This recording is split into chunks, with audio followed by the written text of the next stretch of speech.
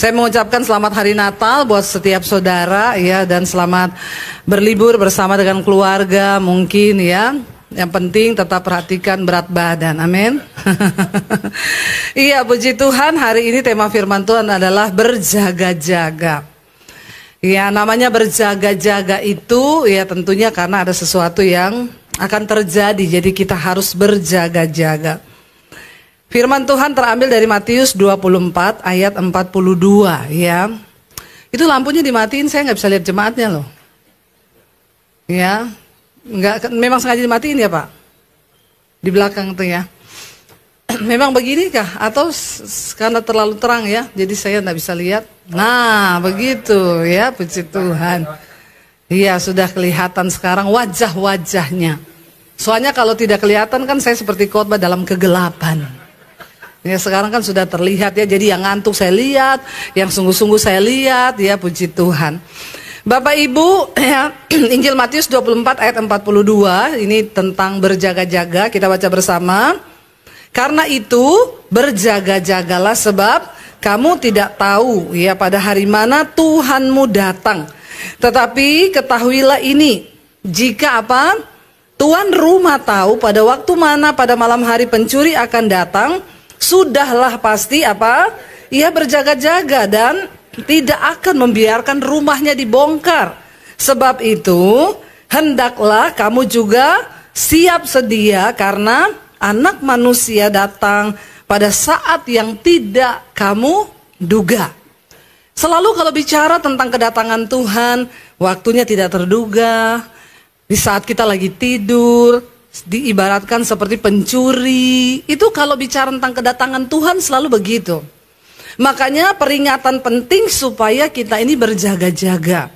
Alkitab di sini ayat ini firman Tuhan berkata bahwa jika tuan rumah tahu pada waktu mana pada malam hari pencuri akan datang, maka sudah pastilah dia berjaga-jaga. Kita pernah kemalingan saudara.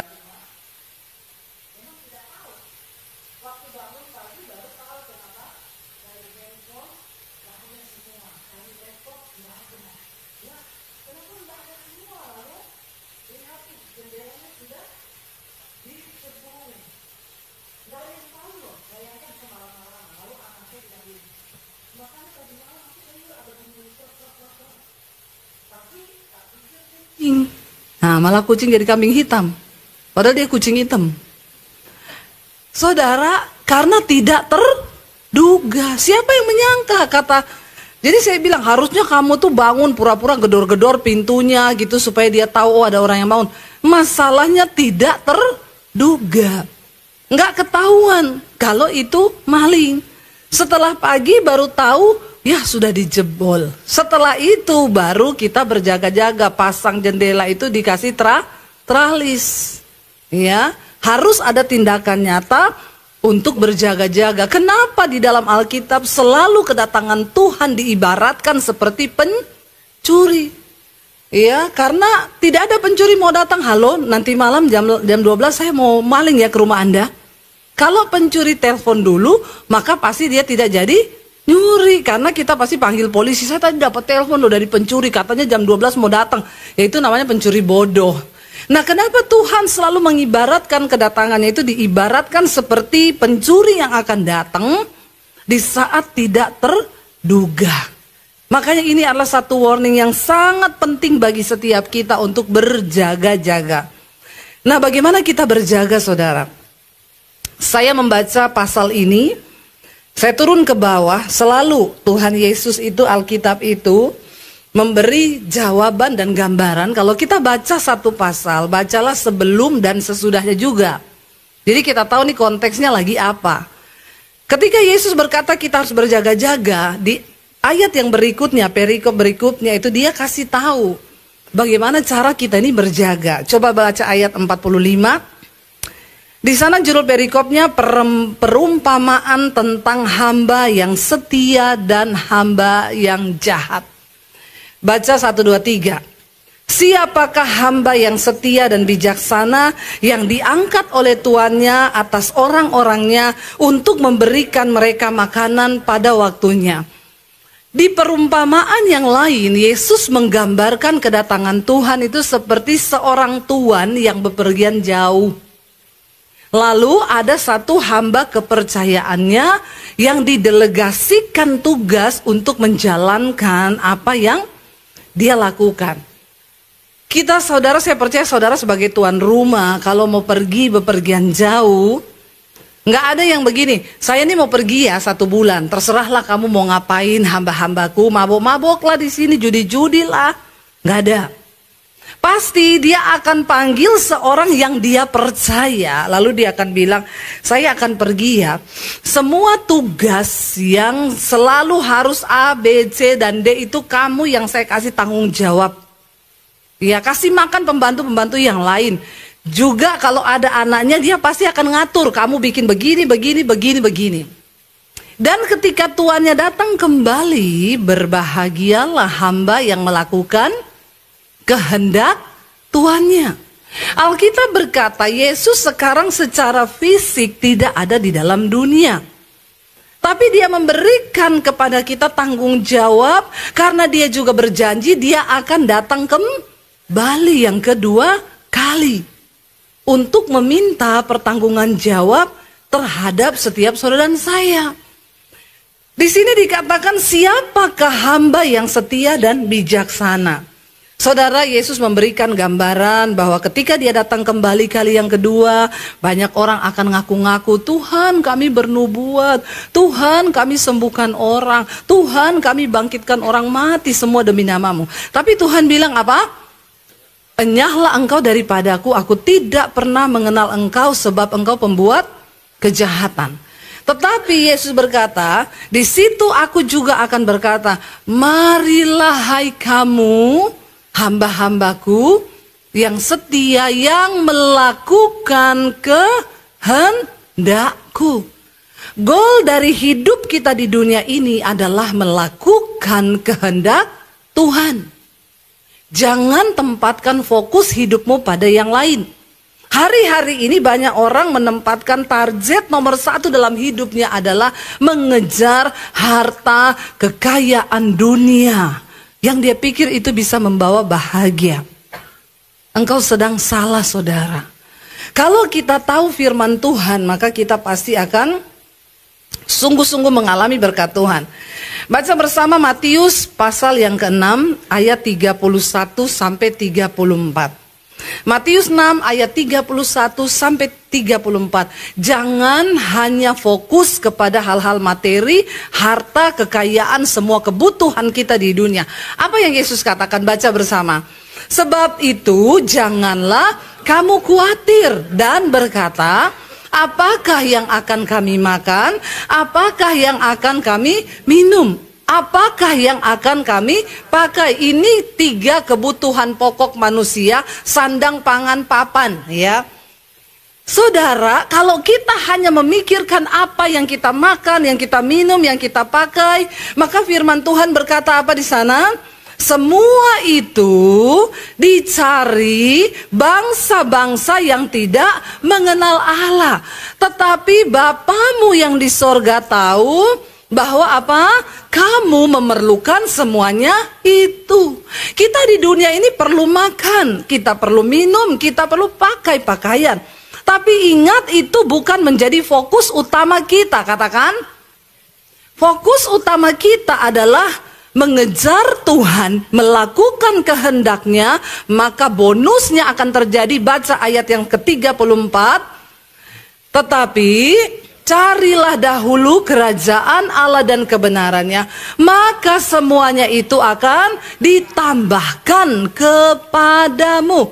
Ingat, fokus utama kita di dunia ini bukan mencari apa yang kita makan, kita minum, kita pakai, rumah, mobil, dan semua kebutuhan hidup kita. Tapi fokus yang utama, mencari kehendak Tuhan, melakukannya, kerajaan Allah dan kebenarannya. Maka yang lain itu bonus. Kalau kau sibuk mencari kebutuhan pokokmu, maka engkau termasuk dalam bilangan orang-orang yang tidak mengenal Allah. Kau cuma hidup bagi kepentinganmu. Makanya banyak yang salah.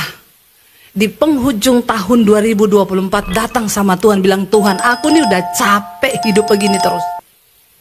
Nggak dapat apa-apa. Supaya kau tidak lagi mengulangi tahun 2025. Aku akan sungguh-sungguh mengejar impianku yang belum tercapai di 2024. Yang sudah aku gumuli dari 2023. Dan sudah aku doakan dari 2022. Yang dari 2021 sudah muncul dalam hatiku. Itu namanya halu. Bertahun-tahun kau tidak pernah bisa mendapat apa yang kau harapkan di dunia ini. Sebab ternyata kau gagal fokus. 2025 bikin fokus hidupmu satu, mengejar kerajaan Allah dan kebenarannya. Tidak usah ditulis 2, 3, 4, tidak usah. Karena waktu kau lakukan satu hal ini, semua itu ditambahkan kepadamu. Amin. Saya nih loh saudara, saya tidak pernah berdoa minta rumah sama Tuhan. Tidak pernah. Ketika kami injak Jakarta, suami saya bilang, saya berdoa minta rumah saya. Soalnya nek kau itu berdoa mesti Tuhan dengar. Ya, saya bilang sama suami, saya tidak mau berdoa minta rumah. Bagian kita mengejar kerajaan Allah dan kebenarannya, melakukan kehendak Tuhan, maka semua itu bonus, ditambahkan. Kalau Bapak Ibu, maksudnya saya di sini bukan kita tidak khawatir, sudah usah kerja. Kata Bu Debbie kan pikirin aja kerajaan Allah, doa tiap hari, itu sesat. Saudara harus tetap bekerja, tapi fokusmu, tujuan utamamu bukan untuk kaya. Tapi tujuanmu, engkau bekerja mencari kehendak Allah, melakukan kebenarannya, melakukan keinginan hati Tuhan. Maka saudara akan melihat tiba-tiba yang sales kau tidak perlu cari-cari orang kemana-mana. Tuhan kirim saudara. Tuhan datangkan dengan cara yang ajaib. Kau nggak perlu cari-cari proyek, bapak-bapak dengan susah payah. Kenapa? Ini janji firman Tuhan. Dan itu ya dan amin. Siapa yang ngomong? Aku yang ngomong. Sudah terbukti. Amin. Saya tinggalkan keluarga saya tinggalkan rumah saya. Waktu saya terima Yesus. Sejak hari itu saya nggak pernah berdoa minta rumah. Saya mau bersaksi sama saudara hari ini. Kami punya beberapa rumah. Dan itu semua bonus yang Tuhan kasih. Saya mau tanya, kalau saudara bekerja untuk satu perusahaan dan saudara mencapai goal dari perusahaan itu, saudara dapat bonus nggak? Saya mau tanya, kalau saudara kerja untuk Tuhan, bukan itu tujuan kita? Ini saya lagi membahas ayat. Nanti khotbah saya ini dipotong lagi, ditulis pendeta sesat. Khotbah untuk dapat bonus, kan banyak sekarang pengejek-pengejek akhir zaman toh, yang potong-potong khotbah separuh. Saya lagi membahas ayat ini loh. Carilah dahulu kerajaan Allah dan kebenarannya. Semuanya itu tadi yang di atas apa? Yang akan kau makan, yang akan kau pakai, yang akan kau minum. Semua keperluanmu di dunia ini Tuhan tambahkan. Waktu kau capai goalnya Tuhan dalam hidupmu, gak ada yang bisa tahan berkat Tuhan di atas hidupmu. Tapi kalau kau gagal fokus, yang kau cari rumah, mobil, makanan, segala kemewahan di dunia ini, kau gak akan dapat apa-apa sebab ternyata engkau tidak mengenal Allah. Makanya tahun depan rubah fokusmu. Bikin yang pertama, mengejar kerajaan Allah dan kebenarannya. Maka semua Tuhan tambahkan.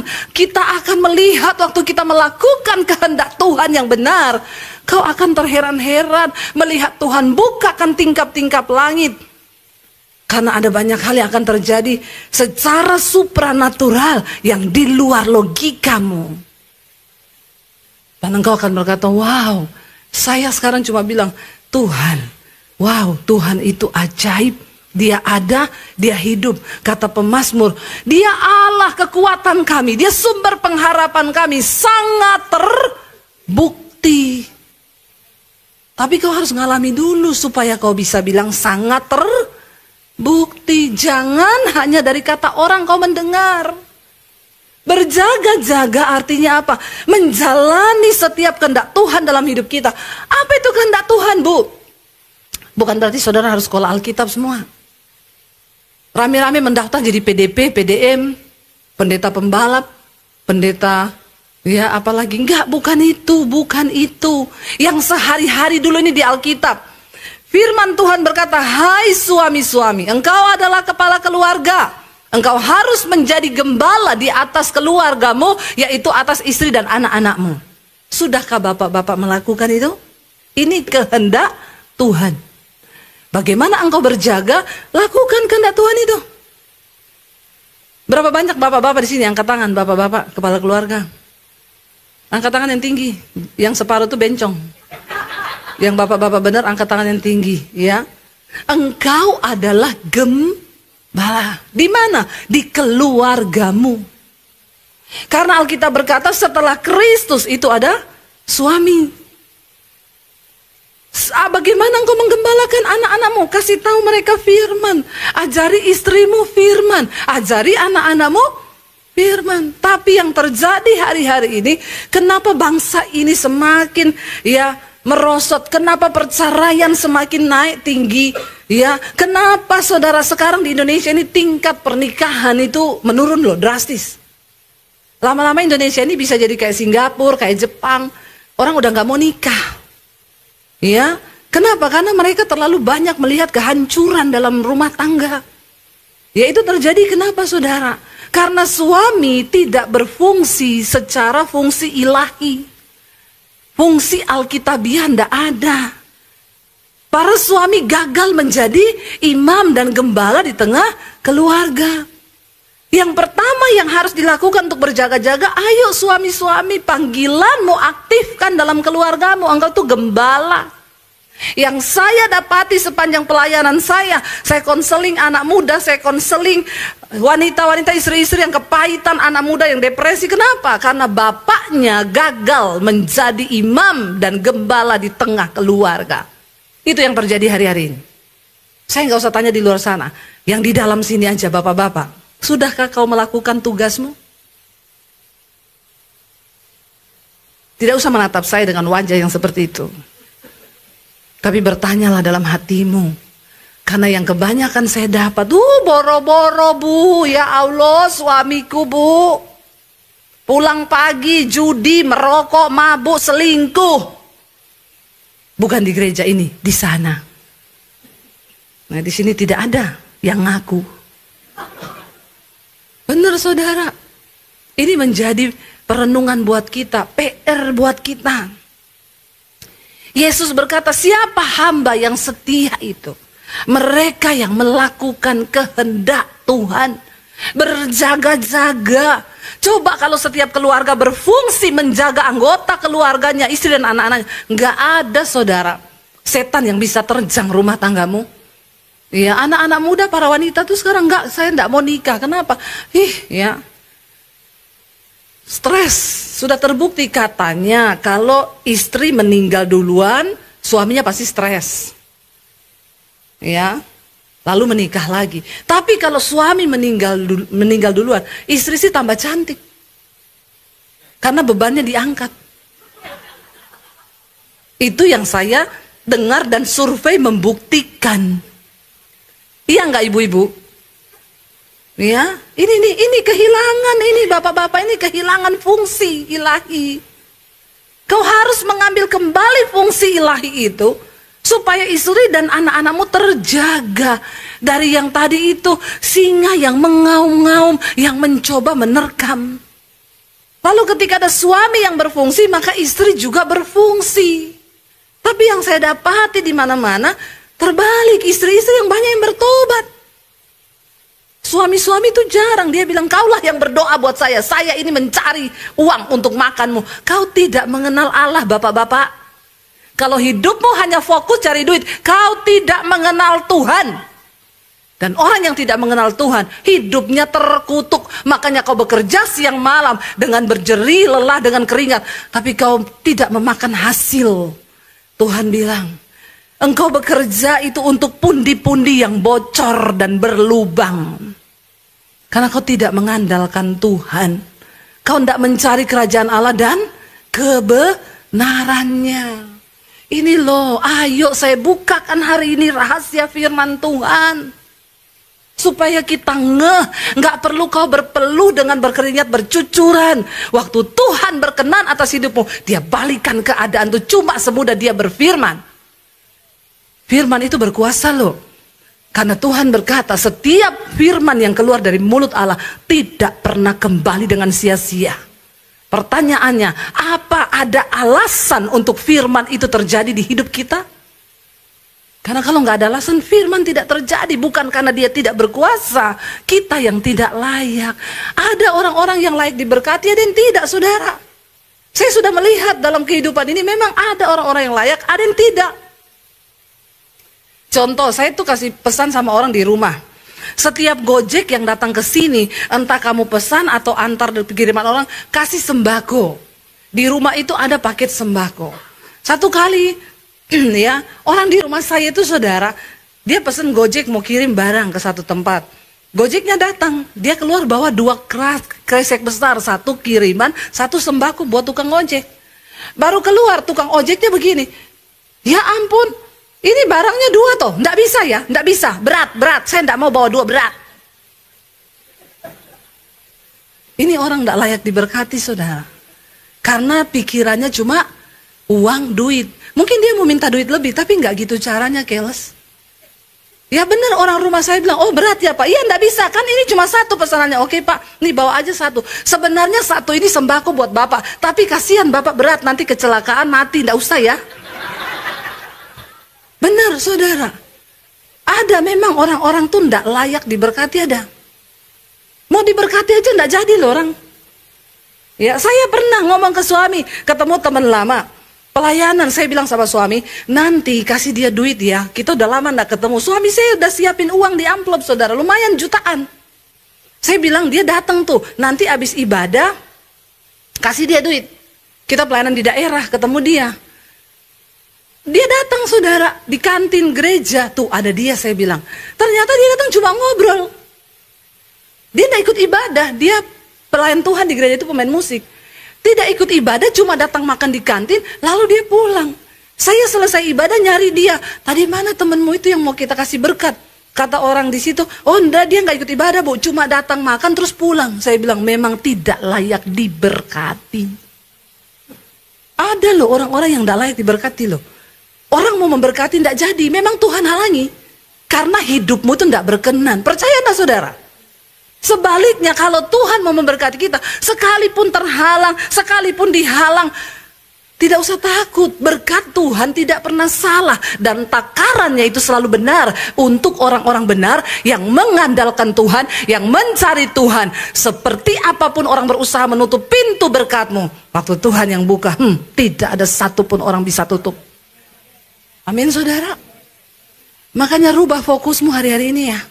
Tahun depan akan menjadi tahun di mana kita berkata, Tuhan, aku mau fokus cari Tuhan. Melakukan kehendak Tuhan. Jangan kayak tukang ojek itu. Karena mata duitnya, enggak, mas, berat. Saya enggak bisa bawa berat begitu. Oh iya Pak, kalau Bapak enggak bisa berat, ya udah enggak jadi. Bapak Ibu, jangan berpikir hanya dari logika sehingga kita kadang bekerja menghalalkan segala cara. Tuhan bilang, orang dunia bangun pagi-pagi dan pulang sampai larut malam.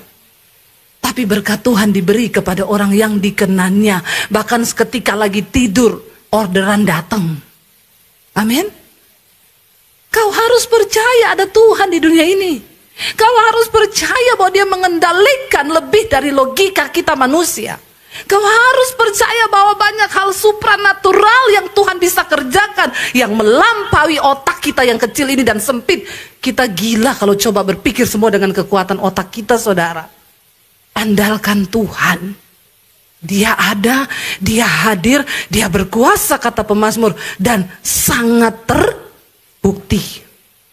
Sangat terbukti. Jangan coba pakai logikamu. Otak kita ini mikirin berapa gigabyte aja jebol loh. Jebol, banyak yang kena stroke. Ya, karena nggak bisa semua dipikirin dengan logika kita manusia. Hari-hari ini banyak berserah, banyak duduk di kaki Tuhan. Itu caranya kita berjaga-jaga. Kembali ke Matius 24 tadi. Kita lihat, saudara, kita lanjut ayat yang ke-47 kalau nggak salah ya. Di sana dikatakan, saudara, aku berkata kepadamu, berbahagialah hamba, ayat 46. Ya, Matius 24 ayat 46. Berbahagialah hamba yang didapati tuannya melakukan tugasnya itu ketika tuannya itu datang. Aku berkata kepadamu, sesungguhnya tuannya itu akan mengangkat dia menjadi pengawas segala miliknya. Saya mau tanya, kalau Tuhan yang promosikan kita, Tuhan yang angkat kita, ada yang bisa tutup? Enggak. Cari Tuhan, saudara. Ketika engkau dapat dipercaya Tuhan, Dia angkat hidupmu jauh melampaui yang bisa kita pikirkan. Sampai hari ini saya nggak ngerti dengan hidup saya. Siapa yang melakukan ini semua dalam hidup saya? Kalau bukan karena Tuhan, tidak mungkin, saudara. Itu Tuhan, itu anugerah Tuhan, itu kasih karunia Tuhan. Amin. Yang di luar logika kita manusia nggak ada yang bisa. Lalu dikatakan di sana, akan tetapi hamba, apabila hamba itu jahat dan berkata dalam hatinya, Tuanku tidak datang-datang, lalu ia mulai memukul hamba-hamba lain dan makan minum bersama para pemabuk-pemabuk, maka Tuan hamba itu akan datang pada hari yang tidak disangkanya dan pada saat yang tidak diketahuinya, dan dia akan membunuh dia, membuat dia senasib dengan orang-orang munafik. Di sanalah akan terdapat ratapan dan kertakan gigi. Ini juga bisa bicara tentang kematian. Jangan tunda pertobatanmu, karena kita nggak pernah tahu sampai kapan kita hidup. Jangan tunda pertobatanmu. Dia bisa datang kapan saja di hari yang tidak kita duga. Berjaga-jaga, saudara. Berjaga-jaga. Berjaga-jaga supaya ini tidak terjadi. Apa yang dimaksud Yesus? Ini perkataan Yesus loh, saudara. Apa yang dia maksud dengan dibunuh dan akan masuk ke satu tempat, di sana terdapat ratapan dan kertakan gigi? Ini bicara tentang penghukuman kekal di neraka. Sebelum itu terjadi, biar kita mau bilang sama Tuhan, temukan hati hamba dalam hidup kami, Tuhan. Karena Tuhan sudah terlalu baik, Dia melakukan segala perkara. Saya undang imam musik maju ke depan. Tuhan sudah melakukan yang terbaik bagi saudara dan saya. Tidak terhitung kebaikan Tuhan. Tidak mungkin bisa kita balas dengan apapun. Tapi mari hari ini firman Tuhan berkata, perhatikanlah dengan seksama bagaimana kamu hidup. Jangan seperti orang bebal, tapi seperti orang arif yang mau bertobat. Pergunakanlah waktu yang ada, karena hari-hari ini adalah jahat. Biar kita mau berkata, Tuhan, biar Engkau temukan hati hamba dalam hidup kami. Bangkit berdiri bersama, saudara.